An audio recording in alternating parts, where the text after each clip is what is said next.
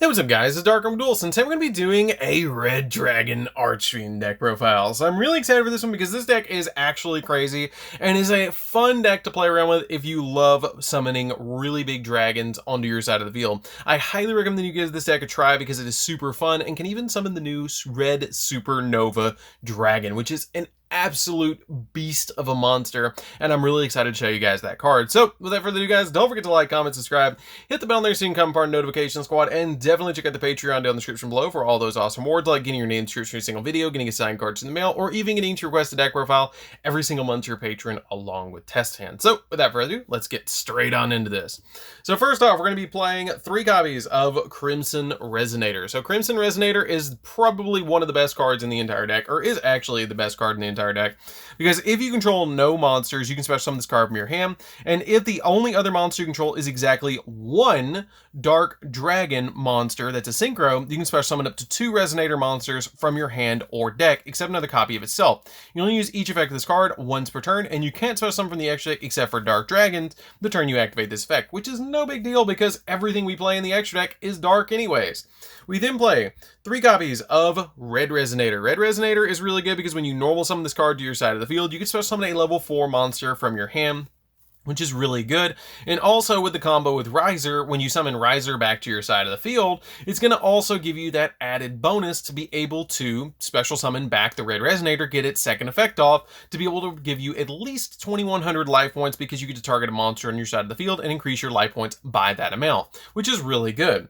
We then play 3 copies of Synchron Resonator. Synchron Resonator is if you control a Synchro monster, you can special summon this card from your hand, and you can only use the effect of this card once per turn this way, and if this card is sent to the graveyard, you can target a Resonator monster in your grave and add it back to your hand, except this card.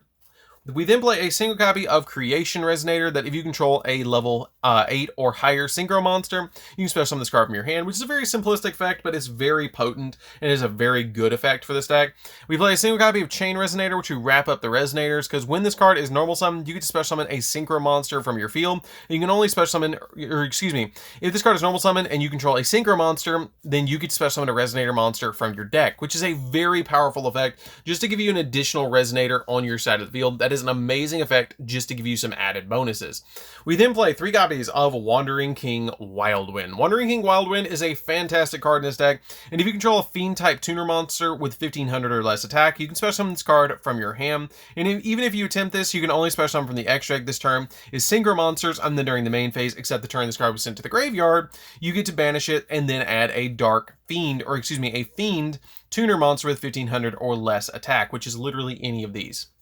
We then play 3 copies of Witch of the Black Forest. Witch of the Black Forest is really good because if this card is sent from your field to the graveyard, you get to add 1 monster from your deck to your hand that has 1500 or less defense from your deck to your hand, but you cannot activate its effects or effects of monsters with that card's name for the rest of the turn, which is not that big of a deal because you have plenty of targets in the deck, and sometimes it just helps you set up for the next turn, which we also play a small engine of a new thing in this deck that's going to help out a lot that we're about to get to.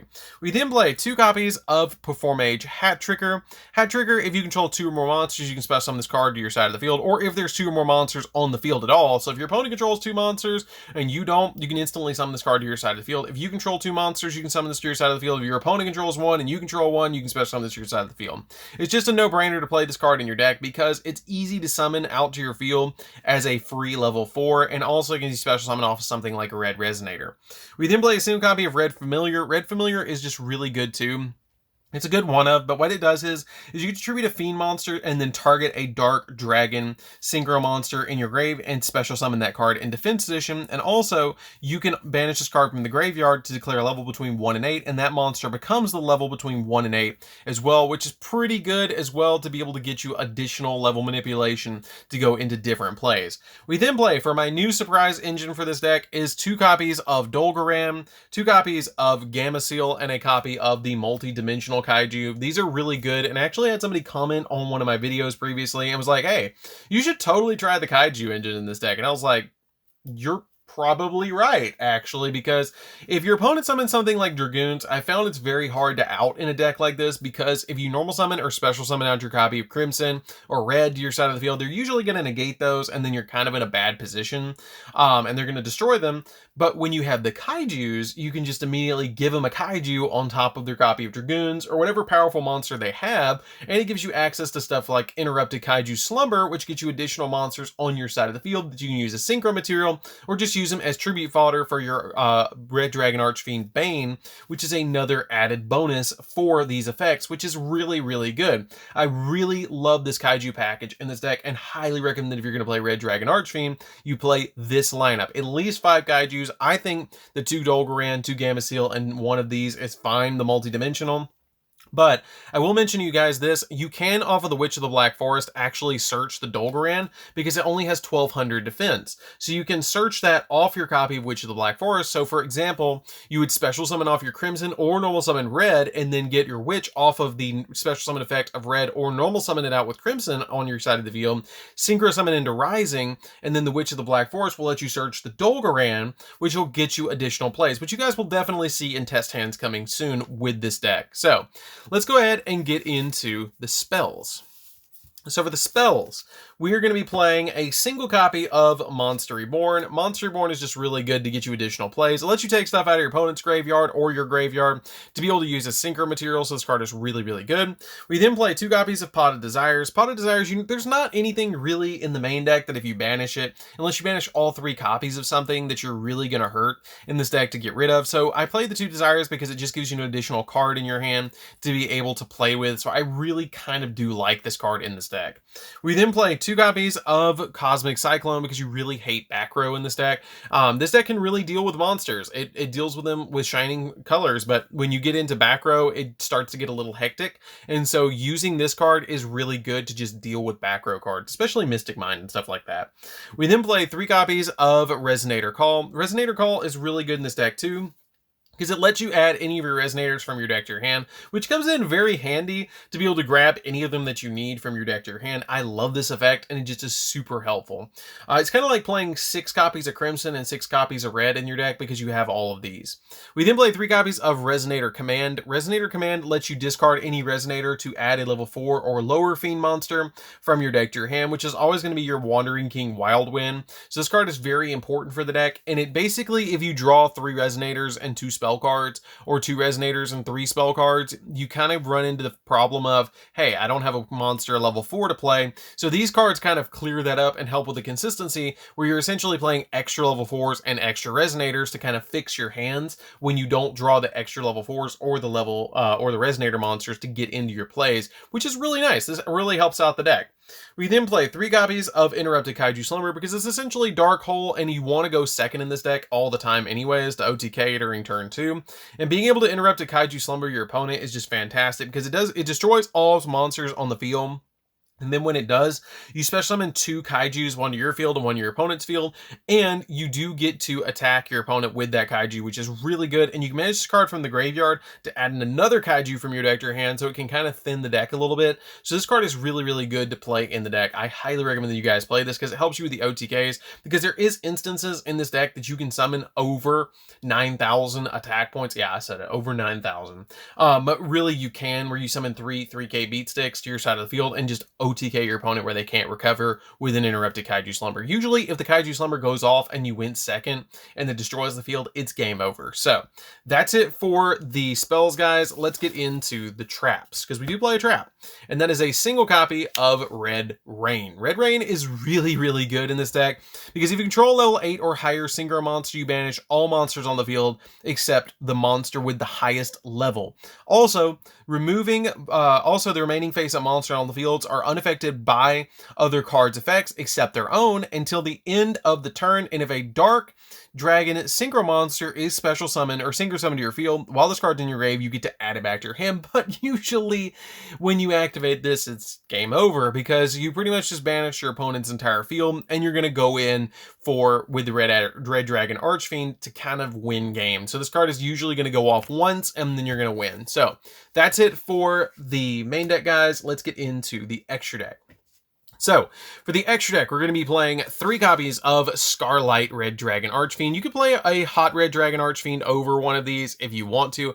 I just like playing 3 because I love playing this card. And what this card does is it becomes Red Dragon Archfiend while on the field or in the grave. And then once per turn, you can destroy as many special summon effect monsters on the field as possible with attack less than or equal to this card's or other than this card. And then inflict 500 points of damage to your opponent for each monster destroyed. So it can inflict a little bit of damage to help you OTK your opponent, but it's a really good effect, especially if you interrupt a Kaiju Slumber this and then activate its effect. You're going to get your opponent for at least 1,000 because you're going to get your Kaiju and their Kaiju potentially, or use this card as a stepping stone to go into one of your higher up dragons.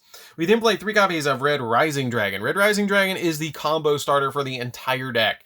What you're going to do with this card is basically synchro into this card every single time with a level 4 and a level 2, and you go into this, and then this revives out your copy of your Resonator monster from the graveyard, which is really good, because when this card is synchro summoned, you can target any Resonator monster in your grave and special summon it, and you cannot special summon from the extra deck the turn you activate this, except for Dark Synchro monsters, and then during your main phase, except the turn this card was sent to the grave, you can banish this card from the grave to be able to target 2 level 1 Resonator monsters in the grave and special summon those targets.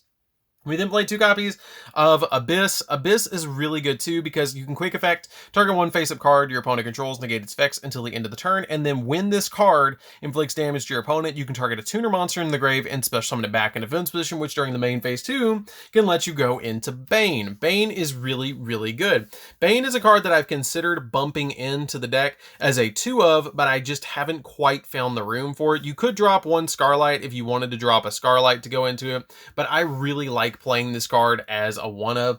But what this card does, it lets you tribute any monster on your field to target a Red Dragon Archfiend monster in the grave and special summon it back, which could be the copy of Hot Red Dragon Archfiend that you stepped into this card with, or the Scarlight that you stepped into the Bane with, or the Abyss into, which is really cool. And also it has the ability that when this card inflicts damage to your opponent, you can special summon 2 tuner monsters with the same level, 1 from your deck and 1 from your grave, in the defense position to your side of the field, which is a really insane effect. We then play a single copy of Tyrant.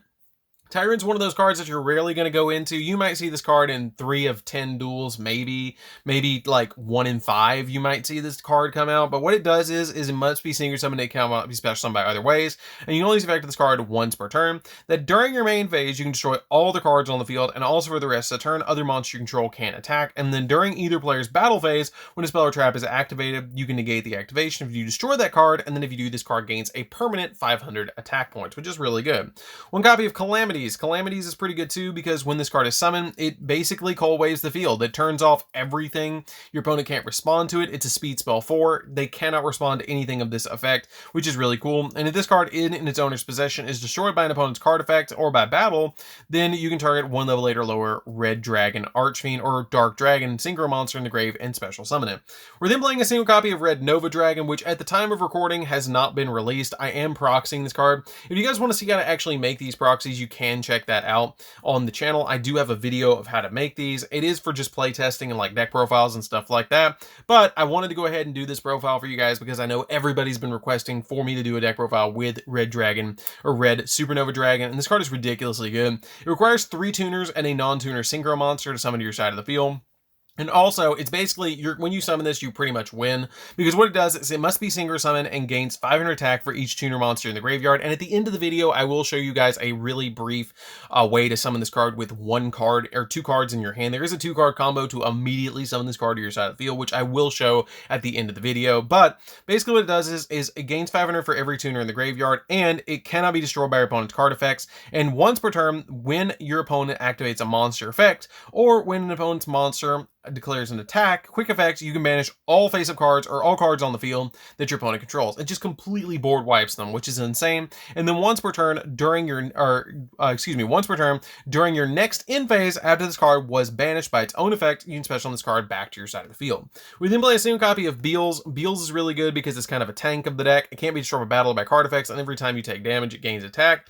1 copy of Void Ogre because it negates spells and traps, and then Ancient Fairy because, or Ancient Pixie, Ancient Pixie because what this card does is after resolving a field spell, you get to, that was activated during your turn, you get to draw a card. But basically this card's just here for the awkward hands that you might summon a level 4 and a 3 tuner like Creation, and you have that really awkward field that you need this card. So Let's really quickly get into the combo for Red Dragon Supernova so I can show you guys really quickly how to actually summon this card to your field. And definitely check out the Patreon and don't forget to like, comment, subscribe, guys. So here we go. The only combo cards that you're going to need is, for example, any level 4 and a Crimson Resonator. You can actually change this out, and I will definitely do some test hands of this as well, but I wanted to go ahead and show you guys this because this card is so new.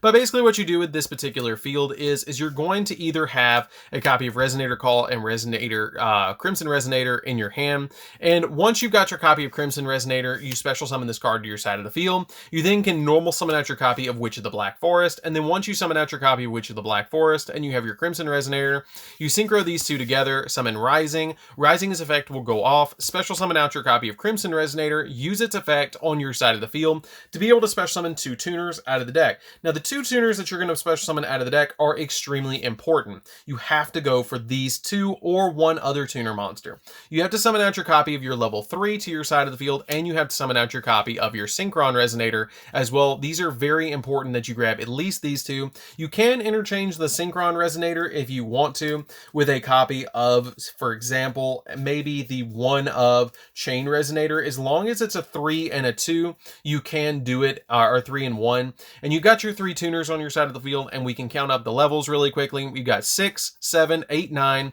10, 11, 12. You synchro all these together and you immediately summon out your copy of Red Supernova Dragon, which is insanely good and probably one of the most powerful cards in the entire game. And it comes out already at 5,500 with that because you have 3 tuners in the graveyard. But don't forget about your copy of your Resonator and your Witch of the Black Forest, which can get you a Kaiju and get you your copy of Crimson back out of the graveyard, or get your copy of Creation back out of the graveyard as well, which is a very good added bonus. So I really wanted to show you guys that because it's a cool combo for this deck. And definitely don't forget to like, comment, subscribe, guys. Tell me what you think of this deck down in the comments down below, because it's a really fun deck to play with.